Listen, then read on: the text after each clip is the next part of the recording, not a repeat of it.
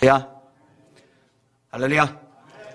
믿음으로 따라하세요. 하나님, 이 저녁에 말씀 통해 지혜와 깨달음을 주옵소서. 아멘. 여러분 인생의 주인이 하나님 맞죠? 여러분들 하나님의 종 맞죠? 여러분, 우리가 하나님의 종이고 하나님이 우리 인생의 주인이라면은 저와 여러분은 하나님을 중심으로 살아야 합니다. 이거는 이제 대전제가 되어야 될 신앙의 모습이죠. 하나님 중심의 삶. 어떤 삶이 하나님의 중심의 삶일까? 간단합니다. 하나님이 명하신 대로 사는 것.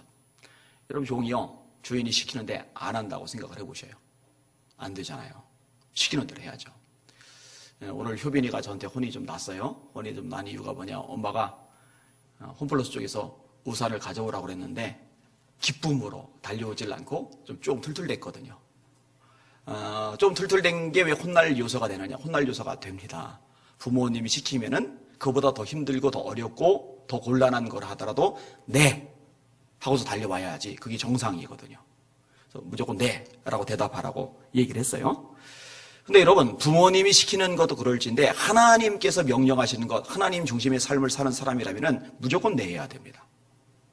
거기서는 딴 얘기가 있을 수가 없는 거예요. 어떻게 종이 주인이 시키는데 딴 얘기를 하겠습니까? 다른 측면으로 말할 때 하나님이 기뻐하시는 삶을 사는 것, 이게 하나님 중심의 삶이죠. 에녹은 하나님이 옮기시기 전에 하나님을 기쁘시게 하는 자라는 증거를 얻었다. 이런 삶이 된다면 얼마나 복이 되겠어요? 하나님을 기뻐하는 삶을 일생 동안 살았다. 이런 평가. 에녹처럼 그런 평가받는 여러분들 되시기를 주님의 이름으로 축원합니다. 평생 동안 하나님 속을 썩이다가 말년에 철저하게 회개하고 구원받았더라. 이거보다는 하나님을 기쁘시기에 일생을 살다가 주님의 부름을 받았더라. 이게 훨씬 낫지 않겠어요? 또 하나님의 사람답게 사는 것. 이것도 하나님 중심의 삶이죠. 하나님의 아들이라면, 하나님의 딸이라면 하나님의 자녀답게 살아야죠. 자녀답게 생각하고 자녀답게 말하고 자녀답게 행동할 수 있어야 될 겁니다. 또 하나님의 영광을 드러내는 삶을 살아야 될 겁니다. 따라합시다. 너희는 먹든지 마시든지 무엇을 하든지 다 하나님의 영광을 위하여 하라. 할렐루야. 물을 마시는 것조차도, 밥을 먹는 것조차도 무엇을 하든지 하나님의 영광을 위하여 하라. 이게 하나님을 중심에 둔 사람의 마땅한 삶의 모습인 거죠. 다른 가운데서 한 가지만 더 생각해 볼게요. 하나님을 사랑하며 사는 것. 이게 하나님 중심의 삶이죠. 하나님이 주신 계명들이 굉장히 많은데 이 모든 계명의 첫 번째 계명이 뭐냐? 마음을 다하고 성품을 다하고 뜻을 다하고 힘을 다하여 주 너의 하나님을 사랑하라 하셨으니 이것이 크고 첫째 되는 계명이요 라고 예수님이 가장 큰 계명이 무엇이냐고 묻는 율법사에게 이렇게 명확하게 대답을 하셨어요. 마음을 다하고 성품을 다하고 뜻을 다하고 힘을 다하여 하나님을 사랑하는 것. 하나님이 우리 인생의 중심이 있다, 중심에 계시다 그러면요, 당연히 하나님을 최우선적으로 사랑해야 되는 거죠. 예수님도 노골적으로 이 부분을 말씀하시는데 부모와 형제와 처자와 및 자기 목숨까지 미워하지 아니하면은 능히 나의 제자가 되지 못한다. 예수님의 제자가 되려면요, 부모를 미워해야 된대요. 아내를 미워해야 된대요. 자식을 미워해야 된대요. 자기 목숨을 미워해야 된대요. 근데 이게 원어상의 의미로 보면은요, 우리말로는 미워하다라고 됐는데 원래 원어상의 의미는 덜 사랑하다라는 의미예요. 비교급이에요. 다시 말해, 예수님보다 부모님을 더 사랑하면 안 되고, 예수님보다 아내를 더 사랑하면 안 되고, 예수님보다 자식을 더 사랑하면 안 되고, 예수님보다 자기 목숨을 더 사랑하면 안 되는 거죠. 예수님을 가장 최우선의 사랑의 대상으로 둬야지만이 예수님의 제자가 된다는 거죠. 사실 하나님이 인생의 중심이 아닌 사람이 어떻게 제자가 되겠어요? 그래서 교회 안에 교인은 많은데 신자는 적고, 신자가 어느 정도 있는 반면에 제자는 극소수인 거죠. 왜냐? 교인은 다녀요. 신앙생활을 안 해요. 예수님은 믿어요. 그런데 하나님이 인생의 중심은 아니에요. 종종 하나님이 인생의 변두리로 밀려나요. 내가 내 인생의 중심이 되고, 내 가족이, 내 자식이, 아내가 내 인생의 중심이 되고, 때론 돈이, 직장이, 먹고 사는 문제가 내 인생의 중심이 돼요. 그리고 하나님은요, 변두리로 밀려나는 거죠. 제자는 아닌 거예요, 이거는. 제자가 되려면 하나님이 중심에 계셔야만 합니다. 출애굽한 이스라엘 백성들의 진영 배치들을 보면요, 철저하게 하나님 중심의 삶이 되어야 함을 가르쳐 줍니다. 자, 12지파가 성막을 중심으로 진을 칩니다. 앞에 셋, 뒤에 셋, 왼쪽에 셋, 오른쪽에 셋. 그래서 12지파죠. 이 중심에는 회막이 있어요. 이 회막에는 하나님의 불기둥과 구름기둥이 임재합니다. 하나님이 함께 하시는 증거죠. 그리고 이 회막 안쪽에 특별히 지성소에는 하나님의 십계명이 들어가 있어요. 말씀이죠, 말씀. 하나님의 말씀이, 하나님의 임재가 모든 진의 중심에 있어야 합니다. 이 중심에는요, 장자의 지파라고 르우벤이 들어갈 수가 없어요. 가장 부모를 기쁘게 했던 요셉 지파라고, 그 요셉 지파의 아들 중에 아버지 야곱의 축복을 많이 받은 에브라임 지파, 우리가 강성하고 복을 받은 지파니까 우리가 중심에 놓고 안 돼요. 절대로 안 돼요. 유다 지파도 안 돼요. 이 중심에는요, 아무도 들어가면 안 돼요. 모든 지파는 이 중심을 비워두고 가에 있어야 돼요. 이 중심에는 회막만 있어야 돼요. 말씀만 있어야 돼요. 하나님이요, 상징적으로 보여주는 겁니다. 자, 거꾸로 이 행렬이 진행을 해 나갈 때는요, 절대로 어느 지파도 앞서면 안 돼요. 르벤이든 시몬이든 유다든 이사갈이든 스불론이든 단이든 가시든 어느 지파도 앞서가면 안 돼요. 딱 하나만 앞서가요. 하나님의 불기둥, 구름기둥, 성막이 앞서가요. 그래서 나머지는 뒤를 줄줄줄줄줄 따라가야 돼요. 자, 앞장서야 되는 것은 하나님, 중심에 계시되는 것은 하나님, 하나님의 말씀, 하나님의 임재. 이것을 놓치지 않는 저와 여러분이 되셔야 정상적인 성숙한 신앙의 모습이 가능해지는 겁니다. 오늘 설교 제목 따라합시다. 어떤 상황에서든 하나님 중심으로 살아가라. 한 번 더요. 어떤 상황에서든 하나님 중심으로 살아가라. 그렇게 되실 수 있기를 주님의 이름으로 축원합니다. 자, 오늘 본문의 내용을 가지고 두 가지 정도만 나눠서 생각해 볼 겁니다. 첫 번째 부분이요, 다윗이요, 뭘 하든지 하나님께 여쭙고서 행동을 해요. 자, 오늘 본문 1절에서 3절까지 같이 한번 읽어볼게요. 시작. 그 후에 다윗이 여호와께 여쭈어 아뢰되 내가 유다 한 성읍으로 올라가리이까. 여호와께서 이르시되 올라가라. 다윗이 이르되 어디로 가리이까. 이르시되 헤브론으로 갈지니라. 다윗이 그의 두 아내 갈멜 사람 나발의 아내였던 아비가일을 데리고 그리로 올라갈 때에 또 자기와 함께한 추종자들과 그들의 가족들을 다윗이 다 데리고 올라가서 헤브론 각 성읍에 살게 하니라. 자, 지난주에 다뤘어요. 사무엘 1장을. 사울이 죽었습니다. 이 사울은 어떤 인물이었어요? 다윗을 죽이려고 하던 인물입니다. 이 다윗이 사울을 피해서 도망자 신세가 되었어요. 근데 본인만 도망자 신세가 된 게 아니라 가족들이 다윗 때문에 애꿎게 생고생을 해야만 했습니다. 여러분, 내가 고생하는 것도 힘들지만 나 때문에 우리 온 가족이, 일가 친척이 생고생을 하면은 이거 정말 민망한 일입니다. 근데 다윗이 그런 일을 겪었어요. 그리고 더 이상은 고향 땅 유다 땅에서 살 수 있는 방법이 없어서 너무나 고달프고 두려우니까 겁이 나서 결국은 원수의 땅인 블레셋으로 망명을 갑니다. 이게 다윗의 삶이에요. 이 모든 원흉이 누구냐? 사울입니다. 사울만 아니었어도 이렇게 생고생, 이렇게 비참한 삶, 이렇게 외롭고 타향살이 인생을 살지 않아도 됐단 말이에요. 근데 그 사울이 죽었어요. 아싸할 일이에요, 솔직히 말해서. 모든 위기가 해소된 겁니다. 이제 꿈에도 그립던 유다 땅, 고향 땅에 돌아갈 수 있는 길이 열렸어요. 그러면요, 그냥 돌아가면 됩니다. 근데 다윗이요, 그냥 안 돌아가요. 여러분, 사울 때문에 고향 땅에 못 가고 원수 땅에서 빌부터 목숨을 부지하고 있는데 이제 고향이 갈 길이 열렸으니까 그냥 가면 되잖아요. 근데 안 가요. 안 가고 무엇라고 합니까? 하나님께 기도를 드리는 거예요. 하나님, 내가 유다 한 성읍으로 올라가리이까. 그 후에 다윗이 여호와께 여쭈어 아뢰되 내가 유다 한 성읍으로 올라가리이까. 여러분, 이게요, 다윗이 늘 보여주고 있는 삶의 특징입니다. 당연히 가야죠. 당연히 무조건 가야죠. 서둘러야죠. 꿈에도 그리던 길이 열렸으니까. 그런데 아무리 급하고 하고 싶었던 것들이 확 열렸어라도 다윗은 발을 안 내디뎌요. 점검을 반드시 해요. 하나님, 제가 유다로 갈까요? 대단하죠? 대단해요. 이런 삶의 태도를 우리가 성경에서 종종 발견하게 됩니다. 도망 다니던 시절 이야기입니다. 사람들이 다윗에게 전하여 이르되 보소서 블레셋 사람이 그일라를 쳐서 그 타작 마당을 탈취하더이다. 다윗은 사울을 두려워합니다. 사울은 블레셋을 두려워합니다. 그러니까 블레셋이 제일 강자예요. 근데 다윗은 지금 블레셋이 아니라 사울을 피해서 도망을 다녀요. 근데 이 사울조차도 덜덜 떠는 블레셋이 그일라라는 성을 침공을 한 겁니다. 그러면은 그런가 보다. 뭐 어쩔 수 없지. 참 안 됐다. 불쌍하다. 비참해지겠네. 다 불타겠네. 저 백성들 이제 생고생하게 생겼네. 많이 죽겠네.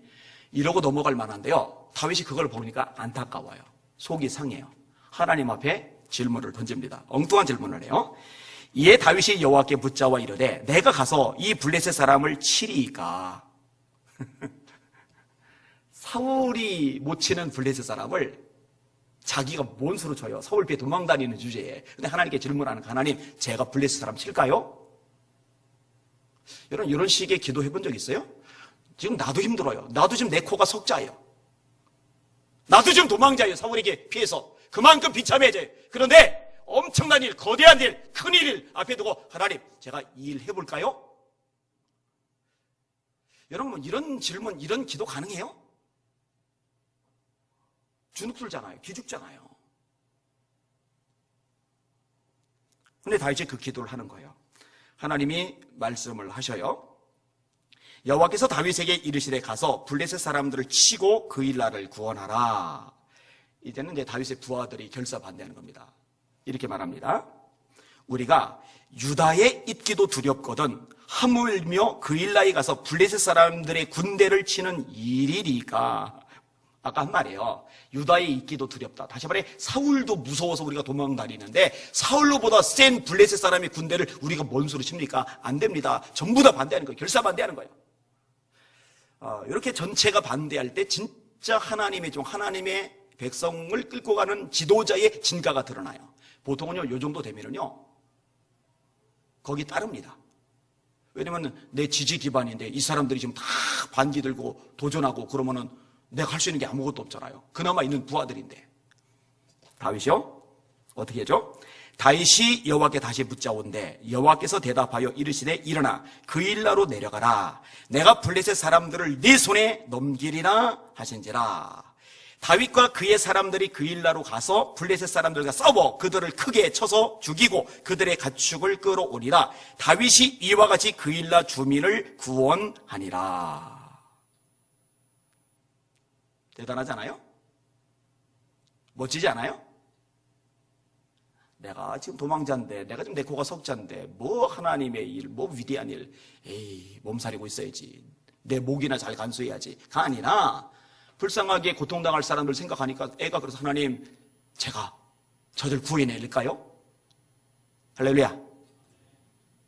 이게 수준이에요, 사실은요.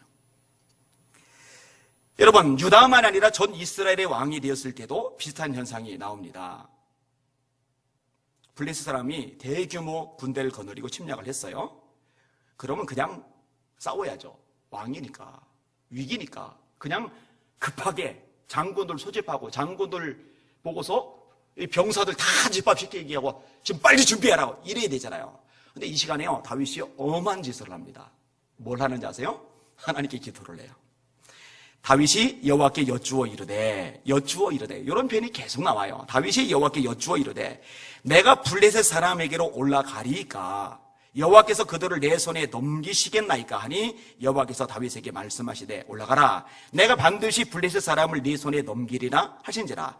다윗이 바알 브라심에 이르러 거기서 그들을 치고 다윗이 말하되 여호와께서 물을 흩음같이 내 앞에서 내 대적을 흩으셨다 하므로 그곳 이름을 바알 브라심이라 부르니라. 거기서 블레셋 사람들이 그들의 우상을 버렸으므로 다윗과 그의 부하들이 치우니라. 이게 수준입니다. 근데 여러분, 이런 수준의 삶이 드러나려면요, 평상시에 신앙 훈련이 철저하게 되지 않으면 안 됩니다. 대개의 경우는요, 이 과정이 생략이 됩니다. 그냥 덥석 물어요. 덥석 시도를 해요. 하나님 사인 안 구합니다. 여러분, 진학할 때 나 무슨 학교 갈게요. 내가 결정이라고 하나님 대신 지혜 주시고 합격할 수 있도록 역사해 주세요. 이거 순서가 바뀐 거 아시죠? 내가 어디 가겠다고 결정하기 전에 하나님, 제가 이 학교 가고 싶은데 하나님 뜻은 어떠십니까? 여쭤봐야죠. 일도 마찬가지예요. 사업도 마찬가지예요.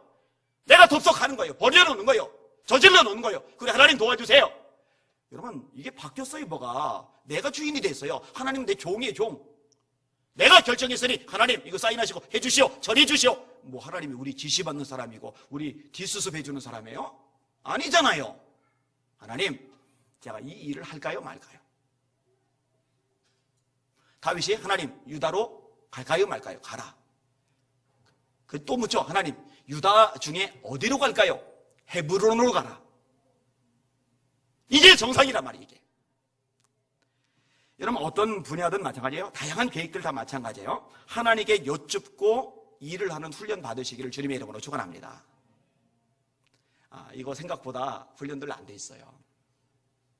목회도요, 기도가 철저하게 필요한 이유가 여기 있어요.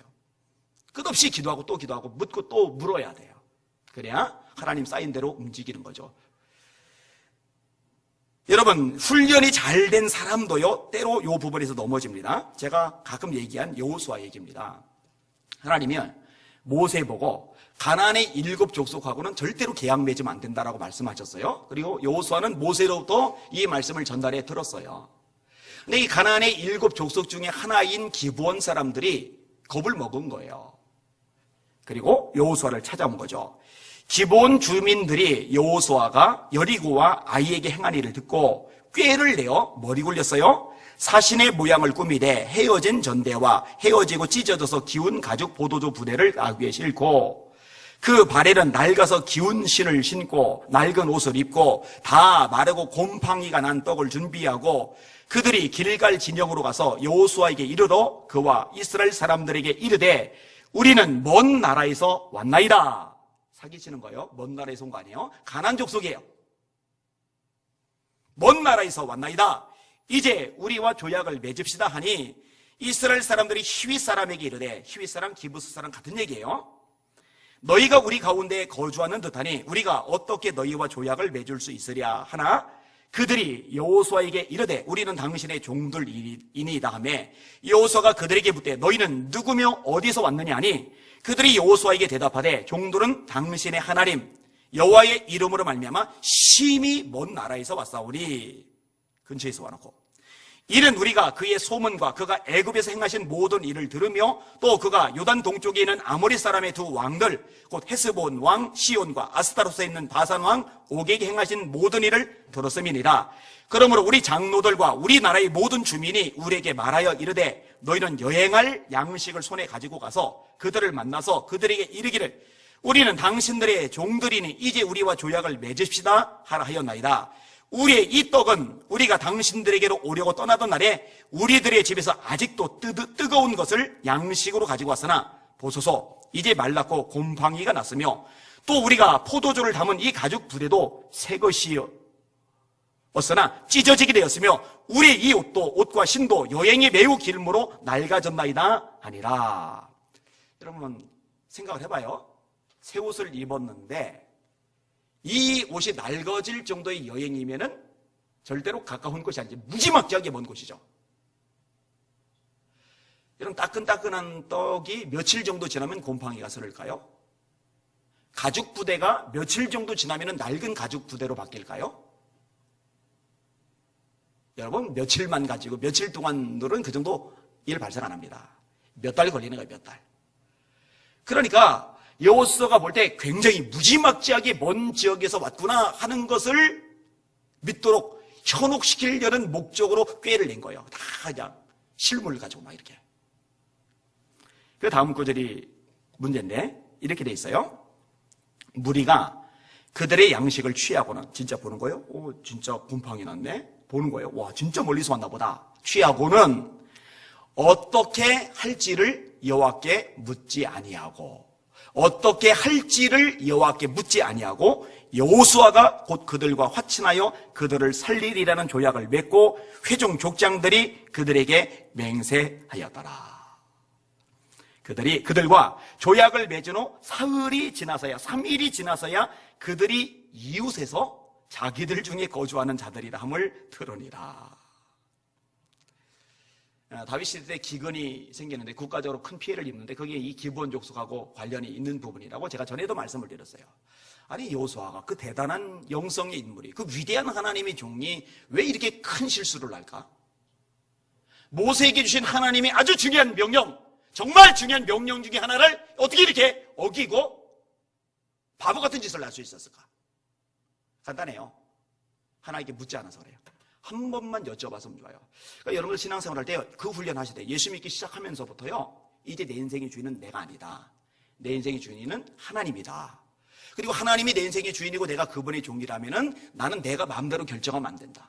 내가 마음대로 뛰어들고 선택하면 안 된다. 하나님께 여쭤보고 내가 선택하고 결정하고 뛰어들고 일을 진행해야 된다. 이런 걸 자꾸 기억해내실 수 있길 주의 이름으로 축원합니다. 이게 훈련이 되실 수 있길 주님의 이름으로 축원합니다. 그러지 않으면요, 번번이 내가 내 인생의 주인이 됩니다. 하나님 중심이 아니라 나 중심이 돼요. 여호수아 같은 인물도 실수하는데요.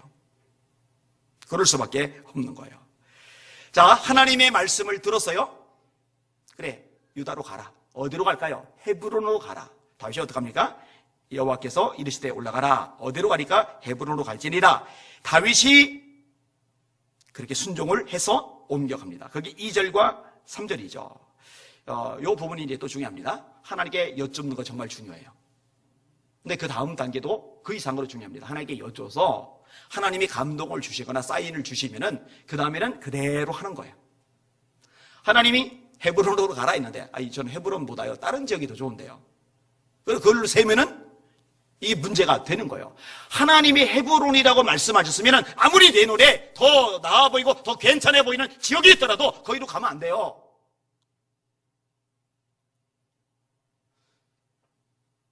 여러분, 이거는 교회를 정할 때도 마찬가지고요, 다른 어떤 영역을 정할 때도 다 마찬가지예요.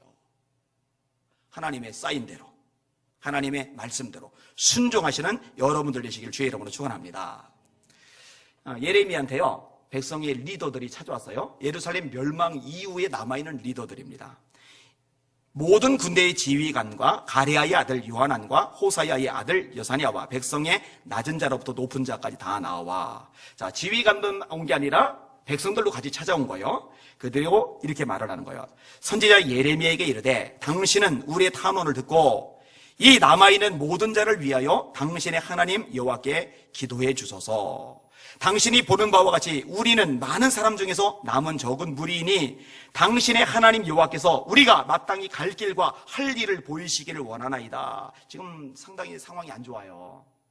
그러니까 어디로 가야 될지 모르겠어요. 어떤 길을 선택해야 될지, 무슨 일을 해야 될지 모르겠어요. 그래서 지금 예레미야 찾아서 묻는 거예요. 그 길을 좀 보여줬으면 좋겠다고.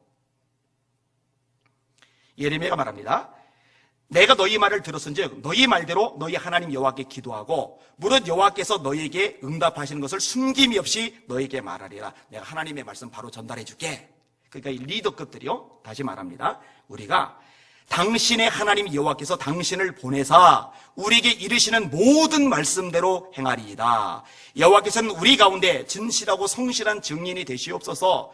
우리가 당신을 우리 하나님 여호와께 보내면 그의 목소리가 우리에게 좋든지 좋지 않든지를 막론하고 순종하려 함이라. 우리가 우리 하나님 여호와의 목소리를 순종하면 우리에게 복이 있으리라. 참 멋있어요. 기가 막혀요. 훌륭해요. 우리 마음에 들든지 들지 않든지, 여러분 말씀이 전부 다 마음에 들지는 않아요. 때로는 마음이 불편해요. 마음에 안 들어요. 근데 이들이 대답해요. 마음에 들든지 들지 않든지 순종하겠습니다. 이렇게 순종하는 게 복입니다. 너무너무 멋있어요. 대답을 잘했어요. 그래서 예레미야가 하나님께 기도했어요. 말씀을 받았어요. 그리고 말씀을 전달을 해요. 근데 말씀을 전달했더니 이 말씀이 마음에 안 들어요. 조금 전에 뭐라고 그랬어요? 이들이 당신을 우리 하나님 여호와께 보내면 그의 목소리가 우리에게 좋든지 좋지 않든지를 막론하고 순종하려 함이라, 이렇게 말했잖아요.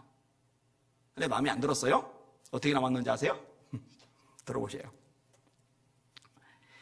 예레미야가 모든 백성에게 그들의 하나님 여호와의 말씀, 곧 그들의 하나님 여호와께서 자기를 보내사 그들에게 이르신 이 모든 말씀을 말하기를 마치니, 하나님의 말씀으로 전했어요. 이게 하나님의 뜻이야 말했어요. 그 말을 마치니 호사야의 아들 아사랴와 가랴의 아들 요하난과 모든 오만한 자가 예레미야에게 말하기를 네가 거짓을 말하는도다.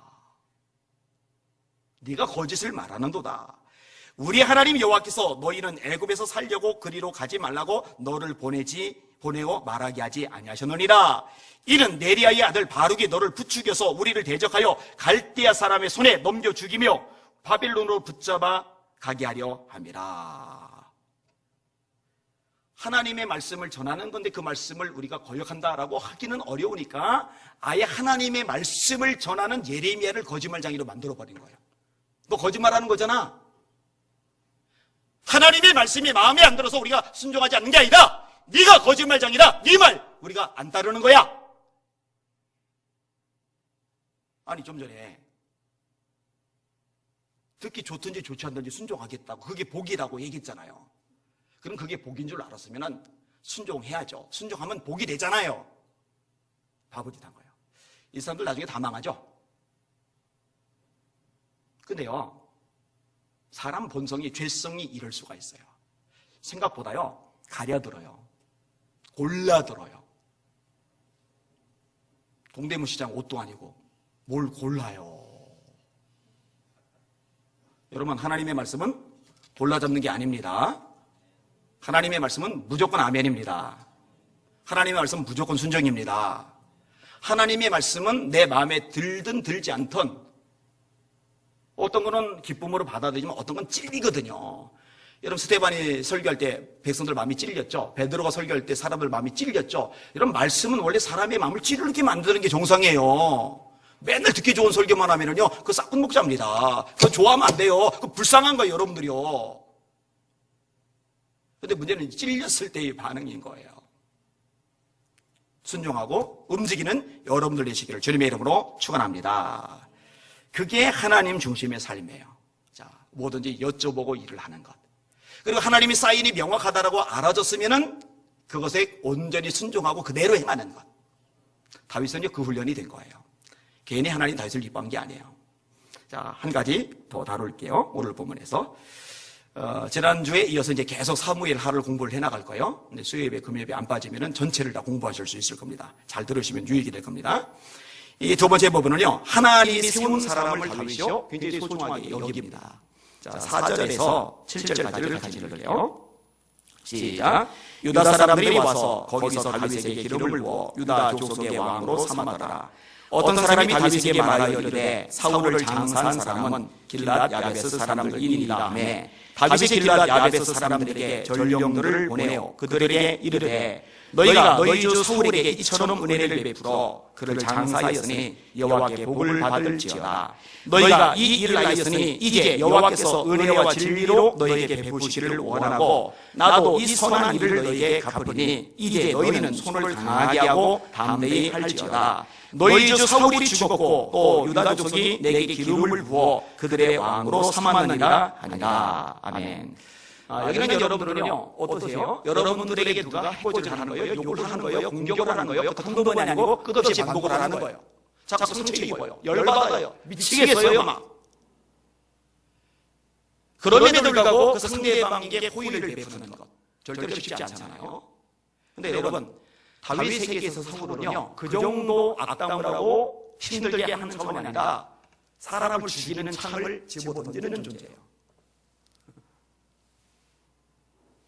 하나님이 막아주셔서 피하게 하셔서 다행이죠. 꽂혀서 몸이 뚫려서 벽에 박힐 뻔한 적이 한두 번이 아니에요. 군인들 건드리고 쫓아다니잖아요. 자, 두 번의 사건이 있네요. 사울이 블레셋 사람을 쫓다가 도매 어떤 사람이 그에게 말하여 이르되 보소서 다윗이 엔게디 광야에 있더이다니 사울이 온 이스라엘에서 택한 사람 3,000명을 건너고 다윗과 그의 사람들을 찾으러 들려서 바위로 갈세. 여러분, 다윗 죽인다고 군인들 3,000명을 건너고 쫓아다녀요. 와, 징하죠? 여러분, 조폭 10명만 데리고 죽인다고 쫓아다녀요. 가슴이 벌렁벌렁거리죠. 잠 완전 못 잘 거예요. 조폭보다 세게 군인인 거 아시죠? 군인들도, 조폭들 군인한테 절절절 뺍니다. 이 군인들 3,000명을 잡아 죽인다고 쫓아다니는 거예요. 다윗이 굴 속에 있는데 잠이 쏟아진 사울이 잠을 견디지 못하고 불에 들어가 자는 거예요. 그래도 나머지 군대들은 왕을 지키기 위해서 밖에서 호초를 서는 거예요. 사울을 죽일 수 있는 굴 안 좋긴 있는데. 다윗의 사람들이 이르되, 다윗의 부하들이 말하노니 보소서 여호와께서 당신에게 이르시기를 내가 원수를 내 손에 넘기리니 네 생각이 좋은 대로 그에게 행하라 하시더니 이것이 그날이니라 하니 다윗이 일어나서 사울의 겉옷자락을 가만히 베니라. 그리한 후에 사울의 옷자락 뱀으로 말미암아 다윗의 마음이 찔려 자기 사람들에게 이르되 내가 손을 들어 여호와의 기름 부음을 받은 내 주를 치는 것은 여호와께서 금하시는 것이니 그는 여호와의 기름 부음을 받은 자가 됨이니라 하고 다윗이 이 말로 자기 사람들을 금하여 사울을 해하지 못하게 하니라. 사울이 일어나 굴에서 다 자기 길을 가니라. 다윗이 안 나서도 돼요. 다윗의 부하들이 이미 분이 나 있어요. 열이 받아 있어요. 그리고 아차 흥분해가지고 확 찔러내면 사울 죽어요. 그러면 깔끔하게 문제가 해결돼요. 죽은 다음에 나는 죽일만 먹는데 내가 깜빡한 사이에 부하들 흥분해가지고 죽였네, 이렇게 말할 수도 있잖아요. 그럴 여지까지 다 차단하는 거예요. 설득해놓는 거예요. 절대 니들 손대지 마. 니들 절대 손대지 마. 절대 건들면 안 돼. 하나님이 세우셔서 기름 부음 받은 자야. 절대 손대지 마. 이렇게 말하잖아요. 자, 그 다음에 또 한 구절이 나오는데 이렇게 말씀을 해요. 10사람들이 기브아에 와서 사울에게 말하기를 다윗이 광야 앞 하길라산에 숨지 아니하이감에 사울이 일어나 10광야에서 다윗을 찾으려고 이스라엘에서 택한 사람 3,000명과 함께 10광야로 내려서 이놈의 인간은 툭하면 3,000명이에요. 이런 다윗 부하들이요 끼리야 400명이죠. 이 400명의 부하들은 정규 군사훈련을 받은 적이 없는 사람입니다. 사회에서 환난당하고 빚이 많고 적응할 수 없어서 살 길을 찾아 이 동굴 속 다윗 주변에 찾아온 사람들을 오합지졸들입니다. 그러니 1,000여 명 군대만 데리고 가도 아니 사실 훈련 받은 사람 100명 군인만 있어도 오합지졸 400명은 아무것도 아닌데요. 3,000명을 건드리고 잡아 죽인다고. 야, 이게 참 인간이 대먹지 못해서 너무 대먹지 못했어요. 그래 놓고 피곤한 일이 또 이제 저녁이 돼서 이제 군인들하고 자는데 위험하니까 이 군인들 3,000명이 얼마나 많겠어요? 3,000명이 누웠다고 생각해보세요. 까마득한 겁니다 그냥. 서울의 광장도 다 메우고 남죠. 그 한복판에 누워 자는 거예요. 다윗이 자기 부하 하나 데리고 한복판에 들어가는데 아무도 안 깨요. 왜 안 깨느냐? 하나님이 비비 잠들게 만드신 거예요. 그때 아비새가 말합니다. 아비새가 다윗에게 이르되 하나님이 오늘 당신의 원수를 당신의 손에 넘기셨나이다. 그러므로 청하오니 내가 창으로 그를 찔러서 단번에 땅에 꽂게 내가 그를 2번 찌를 것이 없으리라. 이 아비새는 훈련된 군인입니다. 군인 중에도 장군감입니다. 그래서 칼질도 아무나 하는 게 아니잖아요. 내가 2번 찌를 필요도 없습니다. 한 번에 죽게 만들 수 있습니다. 그 얘기를 하는 거예요. 다윗이 아비새에게 이르되 죽이지 말라. 누구든지 손을 들어 여호와의 기름 부음을 받은 자를 치면 죄가 없겠느냐. 그리고 또 살려줘요. 아니 다윗은 왜 이렇게 바보 같죠? 왜 이렇게 미련한 행동을 반복하죠? 한 번도 족한데 수없이 잡아주려고 여기다가 3,000명이나 건드리고. 여러분 그거 살려버리면요 어차피 살기 힘들어요. 현실적으로는요. 근데 왜 굳이 살려줬죠? 간단해요. 다윗은 자기 중심이 아니에요. 나만 생각하면 죽여야죠.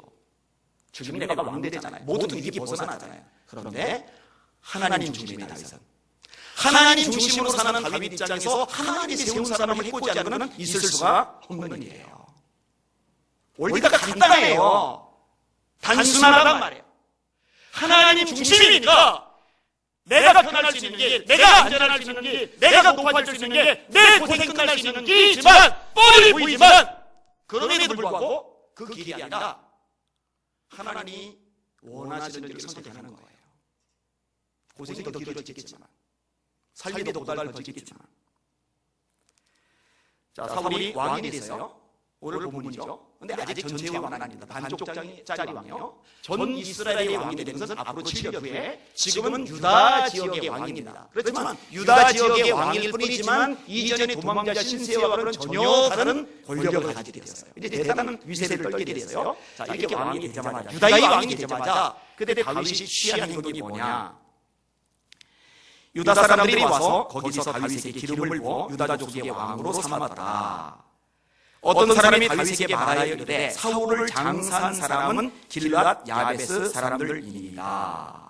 이 길앗 야베스 사람들이 사울에게 은혜를 입었고 그 은혜를 기억하고 있다가 블레셋 사람들에게 마저 죽을 각오로 일주일 동안 사울의 시체를 끄집어 사울의 머리를 끄집어서 장사제를 해주고 일주일 동안 금식 기도를 했어요.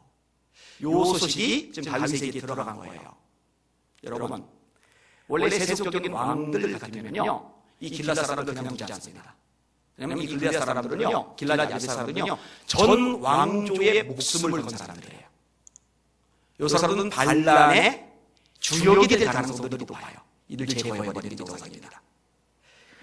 근데 다윗이 뭐라고 반응을 하느냐? 5절 보죠. 제가 읽을게요. 저만 읽을게요. 다윗이 길앗 야베스 사람들에게 전령들을 보내 그들에게 이르되 너희가 너희 주 사울에게 이처럼 은혜를 베풀어 그를 장사하였으니 여호와께 복을 받을지어다. 여호와께 복을 받을지어다. 칭찬을 해주고 있죠. 축복의 말을 해주고 있죠. 다음 구절. 너희가 이 일을 하였으니 이제 여호와께서 은혜와 진리로 너희에게 베푸시기를 원한다. 하나님께서 너희에게 은혜와 진리로 베푸시기를 원한다. 그게 다아니에요. 다음 절. 나도 이 선한 일을 너희에게 갚으리니 이제 너희는 손을 강하게 하고 담대할지어다. 나도 이 선한 일을 갚으리니 왜 선한 일이라고 했는지 아세요? 간단해요. 사울이 하나님의 기름 부음을 받은 자거든요. 하나님이 세운 사람이거든요. 그를 위해서 길앗 야베스의 목숨을 걸었거든요. 다윗 입장에서는 이 골치 아플 수 있어요. 다윗 입장에서는 이제 새로운 왕조를 건설해야 되는데 여전히 사울에게 목숨을 거는 이들의 존재가 걸림돌이 될 수 있는데 자기 중심이 아니라 하나님 중심이거든요. 하나님이 기름을 세운 사람을 위해서 목숨을 건 이들, 이거는 선한 일이고 나도 너희들에게 이 선한 행한 거에 대해서 갚아줄게. 내가 너희를 잘해줄 거야. 너희를 잘해줄 거야. 기가 막혀요. 대단해요. 그죠? 진짜 자기 중심이 아니죠. 하나님 중심이죠. 여러분요, 생각보다 자기 중심인 경우가 많아요. 이거를 하나씩 벗어버리는 게 신앙의 성숙입니다. 여러분, 예수님이 제자들의 표징 중에 하나가 뭐냐면 아무든지 나를 따라오려거든 자기를 부인하고 날마다 제 십자가를 지고 나를 쫓을 것이다. 자기를 부인하고 자기가 사라지는 거죠. 그럼 자기 중심이 돼야 안 돼요. 자기를 부인하고 그러면 이제 누가 중심이 되는 거예요? 하나님이 중심이 되는 거잖아요. 근데 그게 쉽지 않으니까요. 일단 민망한 본문이긴 하지만 오늘 본문에 나오는 내용이니까 더 얘기를 할게요. 여러분들은 하나님이 세운 사람을 귀히 여기시길 바랍니다. 그게 정상이에요. 그게 맞아요. 리포트 대사가 칼 맞았죠? 정신 나간 인간에 의해서 그 정신 나간 짓을 한 거예요. 진짜로요. 이때 세계 언론이 떠들썩하게 보도를 했습니다. 왠지 아세요? 일개 대사인데 일개 대사가 아니에요. 오바마 대통령이 보냈거든요. 오바마 대통령이 세웠거든요. 그래서 이 리포트 대사를 해코지한 거는요, 오바마 대통령을 건든 것하고 똑같고 미국 전체를 건든 것하고 똑같아요. 좋게 넘어가 준 거를 사실은 다행으로 생각할 필요도 있어요. 이거는 우리가 미국보다 공격이 앞서서 쩔쩔매고 사대주의라서 그런 게 아니라요. 이거는 국제적인 예의입니다. 대사관에 안 건드려요. 대사관은 치유의 법권입니다. 여러분, 외국에 우리나라 대사관들 있잖아요. 이 대사관들에 그 나라 경찰들이, 그 나라 군인들이 침입 안 합니다. 그거는 매너예요. 그리고 그 대사관의 대방이 대사예요. 이 대사보다 낮은 급이 영사인 거고. 누가 세웠느냐? 이게 중요한 거죠. 여러분, 예수님이 사도들을 보내시면서 이렇게 말씀하십니다. 따라합시다. 너희를 영접하는 자는 나를 영접하는 것이요. 자, 사도들을 영접하는 건 누구 영접하는 거예요? 예수님을 영접하는 겁니다. 인정하세요? 그 다음 구절이 뭐예요? 나를 영접하는 자는 나를 보내신 내 아버지를 영접하는 것이다. 여러분의 담임 목사가 있어요. 또 저희 이주일 목사님도 있어요. 주님이 세우셨다고 인정하세요? 에베소 4장 11절 12절입니다. 주께서 혹은 사도로, 혹은 선지자로, 혹은 복음 전하는 자로, 혹은 목사와 교사로 주셨으니 누가 세우셨다고요? 하나님이. 너희를 영접하는 자는 나를 영접하는 것이요 나를 영접하는 자는 나 보내신 이를 영접하는 것이라. 그 다음 구절이 뭐냐? 선지자의 이름으로 선지자를 영접하는 자는 선지자의 상을 받을 것이며. 주님이 하신 말씀이에요. 여러분, 주님이 세우신 존재를 업신여기기에는 누구를 업신여기는 겁니까? 주님을 업신여기는 겁니다. 주님이 세우신 자를 존귀 여기는 것은 누구를 존귀 여기는 겁니까? 주님을 존귀 여기는 겁니다. 여러분, 사울이 말입니다. 다윗이 말입니다. 사울이 예뻐서 그렇게 싸고 돌아다니는 게 아니에요. 자기 부하들 말리면서. 사울이 너무너무 멋있고 괜찮은 인물이고 은혜를 베푼 게 너무 많아서 고마워서 길르앗 야베스 사람들이 사울이 시체를 가져다 장사제 내고 끔찍했을 때 하나님 너에게 복 주기를 원한다. 나도 너에게 갚아주마라고 말하는 게 아니란 말이에요. 성경은 말씀합니다. 히브리서 13장 17절입니다. 너희를 인도하는 자들에게 순종하고 복종하라. 하나님의 말씀으로 믿으시면 아멘. 순종은 뭐예요? 기꺼이 따르는 거죠. 복종은 뭐예요? 때로 마음에 안 들어요. 때로 내 생각하고 달라요. 때로는 좀 짜증나네. 사실 그렇게 짜증나게 할 때는 없죠? 대답이 어찌 별로 없으면 좋지 않아요? 무지 짜증나게 합니까 제가? 이럴 때 대답 잘해 민망하다 질문 해놓고요. 복종은 순종하고 의견이 달라요. 내키지 않는 거예요. 근데 자기를 누르고 하는 거예요. 너희를 인도하는 자들에게 순종하고 복종하라. 저희는 너희 영혼을 위하여 회개하기를 마치 자기가 경성하기를 마치 자기가 회개할 자인 것 같이 하느니라. 저희로 하여금 목회자들 하여금 기쁨으로 하고 목회를 기쁨으로 하고 근심으로 하게 하지 말라. 그렇지 않으면 너희에게 유익이 없느니라. 갈라디아서 6장 6절 따라합시다. 가르침을 받는 자는 말씀을 가르치는 자와 모든 좋은 것을 함께하라. 그래도 우리 성도들은 괜찮아요. 진짜 좋은 것을 함께하는 성도들 좀 많아요. 빈말이 아니고요. 제가 외부에 나가면요, 우리 교회 자랑 진짜 많이 합니다.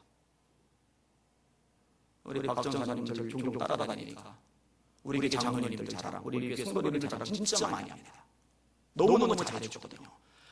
여러분, 잘하는 거예요. 다시, 가르침을 받는 자는 말씀을 가르치는 자와 모든 좋은 것을 함께하라. 앞으로 좋은 것이면 무조건 저랑 같이 하는 겁니다. 좋은 건데 따로 하다가 저한테 걸리면은 알아서 해요. 오늘날요 이런 개념이 많이 불어졌어요. 왠지 아세요? 하나님 중심이 아니고 사람 중심이거든요. 세상 가치관, 세상 철학, 세상 경험, 세상 문화 이게 막 흘러 들어와가지고요 이 뒤죽박죽 막 뒤섞여 버렸어요. 그냥 안타까운 거죠. 자, 두 가지 오늘 말씀을 드렸어요. 어떤 면에서 다윗이 하나님 중심이었냐? 첫 번째 부분은 뭘 자꾸 물어요 하나님께. 하나님 어떻게 할까요? 하나님 어떻게 할까요? 그리고 말씀하시면 네 그렇게 할게요. 네 그렇게 할게요. 자기 중심 아니죠? 하나님 중심이죠. 두 번째 어떤 면을 보니 다윗이 하나님 중심이에요? 자기를 죽이려고 한두 번 창을 던진 게 아니에요. 꼭 한 번 3,000명. 와, 이 세상에 이런 인간은 어디 있어요? 그런데 하나님이 세우셨다는 이유 하나로 그렇게 존중해요. 자기 중심적인 사람이면 그걸 어떻게 그냥 놔둡니까? 그냥 없애버리지. 보고 깨버리지. 내 감정 다 드러나고 말지. 자기 중심에 하나님 중심이에요. 내가 솔직히 소위 말하면 죽을 지경이긴 하지만 그래도 하나님이 세우셨으니. 제가 서울보다 낫잖아요. 제가 사람들 건너리고 청년들 건너리고 죽인다고 쫓아다니는 건 없잖아요. 그죠? 그러니 존귀 여겨주시기 바랍니다. 저만 아니요. 우리 이 목사님, 박정 사님도 마찬가지예요. 말씀을 가르치는 분들에 대해서 존중히 여기시는 문화. 이게 바람직합니다. 설교 제목 마지막으로 따라합시다. 어떤 상황에서든 하나님 중심으로 살아가라. 아멘. 찬양 하나 같이 할게요. 354장.